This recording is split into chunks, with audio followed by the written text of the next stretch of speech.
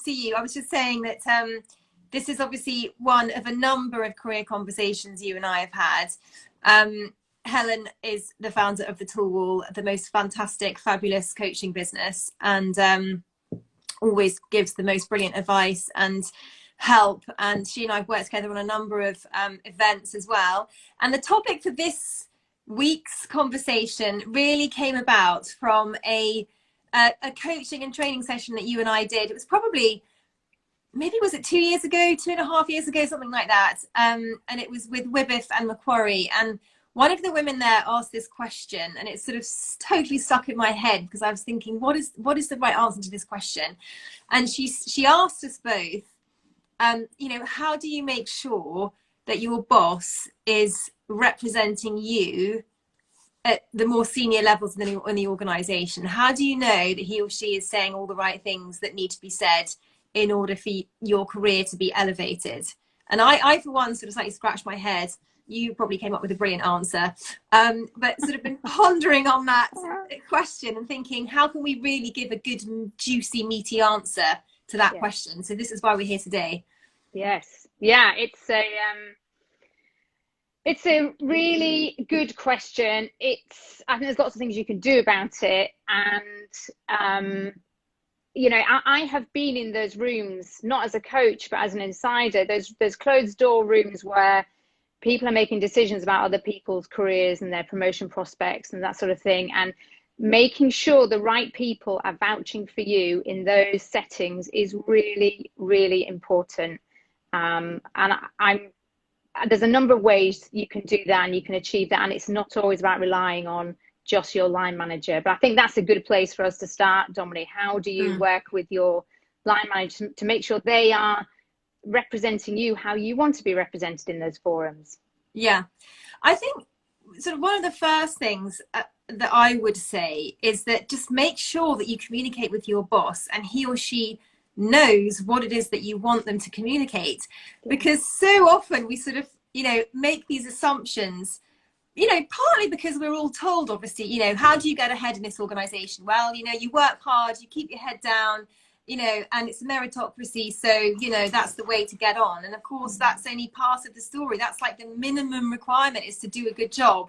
And so I think communicating with your boss and making sure that they know that you want a promotion this year and why you think you deserve a promotion this year, rather than making some assumptions about actually, you know, are you really actually quite happy where you are for the next few years? That is the starting point. And I can't tell you the number of people I coach and I say to them, okay, so who knows that you want to be promoted? And they say, yeah, I'm pretty sure the people that matter know. Well, pretty sure is not good enough. I want to be certain that I have explicitly said, and you don't need to be all aggressive and sharp elbows about this at all. But being able to say, I'm ambitious. I want to go as far as I can in this organization. I'd love to go to the next level. I'd love your help to get me to the next level. Please let me understand what you need from me to help me do that. Is there a gap between where I am now and where I want to get to? How do I fill it? But I want to be really clear that this is what I'm after. And just say it like that. Don't leave, you know, any element of doubt about what it is that you want. And people avoid that, I think, because they don't want to get into an uncomfortable conversation where their boss might go, oh no, quite far off. Yeah. If that's true, then that is good to know, isn't it? We need to know that because you can do something about it. If you don't know that, we're all just swimming around in a sea of assumptions. Yeah, absolutely. And so do you think there's a particular time when you can address this with your boss? Because sometimes if there's only sort of the annual appraisal, you know, that might feel like it's got a very long time to come round. And, you know, in other times people are very busy, and obviously with the pandemic, you know, people might think, oh, I don't want to sort of, you know, cause another problem or take up some more time of someone who's already very busy. I mean, my view on that is the job of a manager, you know. That's why they pay the big bucks, you know, to manage their team and to make sure that their team are motivated and they are focused on the career development needs of their team. You know, appraisals in most organizations, that's once a year. At the half year point, you might say, look, it's the half year point. I'd love to have a conversation about where I'm going, and just put that in an email, set up a meeting and go with that. The other thing to say, though, is that in COVID, in lockdown, work has become more transactional in nature. So we've lost some relationships. We've lost the quality of some relationships because it's quite task-based often. Certainly the coaches I'm working with, we're just trying to get stuff done and get through our day. And you've lost those personal interactions that you might have. And so I would say, especially if you have joined a job in COVID and you may have only met your boss once or never met them, if logistically it's possible, is to push for a coffee, a walk, a lunch, meet somewhere halfway between your houses, or go into the office if you can. Try and connect on a different level that isn't about work, because that's when those conversations come up. There's bigger conversations about where you're going in your career. So you might have to engineer that if your boss, as you say, is not terribly good at checking in with you and keeping your career in mind, rather than just exchanging on a transactional nature. Yeah, no, that's good advice. And also you flagged to me a brilliant TED talk by Carla Harris, which I've watched, and my goodness me, she is so on the money, isn't she? I mean, she really tells it like it is. And actually, well, you say, because it's you obviously pointed me in the direction of it, but I thought it was absolutely fascinating and would recommend it to anybody who's joined us today. Yeah, Carla Harris is a Wall Street veteran. It's a short TED talk. We'll try and put the link in when we share this video if we can. But the actual title of it, if anyone wants to search it, is How to Find the Person Who Will Help You Get Ahead at Work. And she is so honest. God, she is honest. And she is so insightful. And she talks about the power of finding a sponsor. And it may not be your line manager. It may not be the line manager. In fact, if you could have more than one sponsor that is your line manager and is someone else in the organization, all the better. But she talks about how to find that person and then ask. And to find that person, she said there's two things that come into play. One is performance currency. So that is over delivering on what you're doing, putting your hand up for new opportunities, making sure people see you perform and that you are very clear about how you're performing and what you're contributing to. So that's the first thing. She said performance currency gets you noticed. And the second is relationship currency. So really working on those relationships that matter, going above and beyond so that people can connect with you, see you in a different light. And if you have one or both of those things, you can then go and attract people that will be those influences in the room and will help you get ahead. Sadly, I don't know if this is your experience, Dom, but those conversations where decisions are made about someone's career, they should be really objective conversations, but actually often it's the loudest, most powerful, most influential voice in the room. And if they're speaking about you, then great, brilliant. But if you have someone who doesn't have power and influence in that room and isn't making a strong case for you, because that may not be their strength, then you need to have someone else who has got the power and influence in that room. And you need to, I would say, be recognized by that individual and explicitly ask them if they would vouch for you in that room. And you need to have the performance currency or the relationship currency to do that.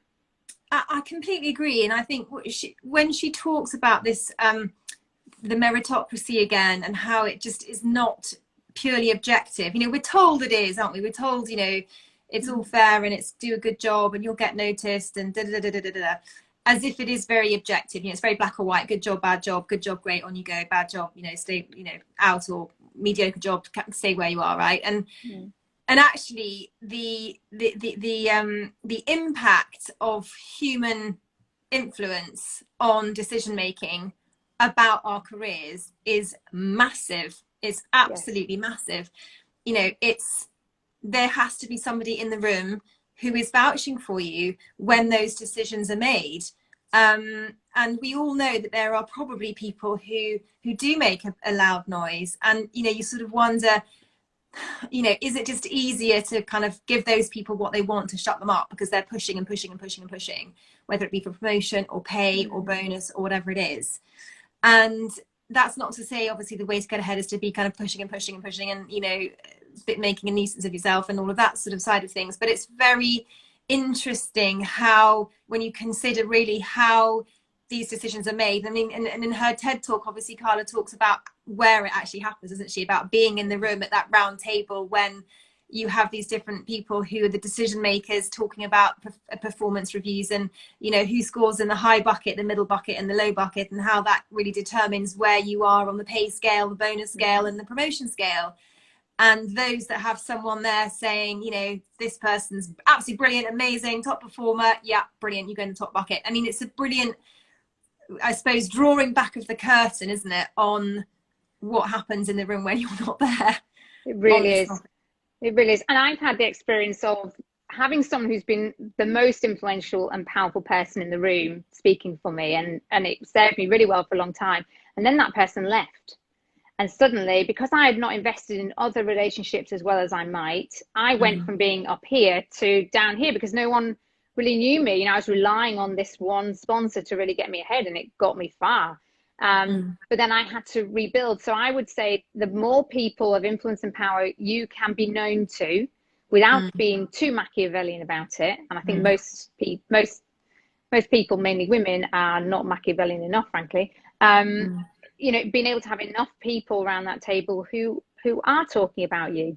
But it may be, Dom, that, you know, you try everything you can with your line manager, with sponsors, and it's not working. And, you know, I'm sure you must get candidates who've had that experience where it's not worked and they need to move on. And in those instances, I'd say, that old phrase of look in the store cupboard before you go to the shop. So if you're in an organization where for some reason the relationship with your line manager is not working, you're finding it difficult to find a sponsor, exhaust the organization as much as you possibly can. Leave without regrets, rather than just assuming I'm not getting ahead and therefore I have to leave. Because I think that's a real wasted opportunity when people do that. Yeah. And also I think the amount of kind of emotional and, you know, physical capital you put into getting a new job, you know, you've got to also factor in the consideration that if you do go and get another job and you resign, your current employer might be all over you like a rash, thinking, well, where did this come from? You know, well, hang on a minute, don't go. There's other things. We've got big plans for you. You know, they might wheel in the big guns, and you know, you can be flawed by that. You know, candidates can be really flawed by that and find it completely unexpected. So I think the advice to, as you say, look in the kitchen cupboards before you go to the shops is really good advice to make sure that that's all covered off. You know, you've done everything you can to try and change your situation where you are. And once you've got to the end of that road, you know, you're absolutely right. In some instances, it will, you know, the only option will be to go and look elsewhere. And, you know, that's... And I'd say be really careful if you are in a situation at work where your line manager is not vouching for you, you're struggling to get ahead, you feel you deserve more. And no doubt there'll be fault on both sides, but you feel you've done everything you can. And I've seen coaches that I work with get stuck in an organization, really dents their confidence because they're not getting ahead.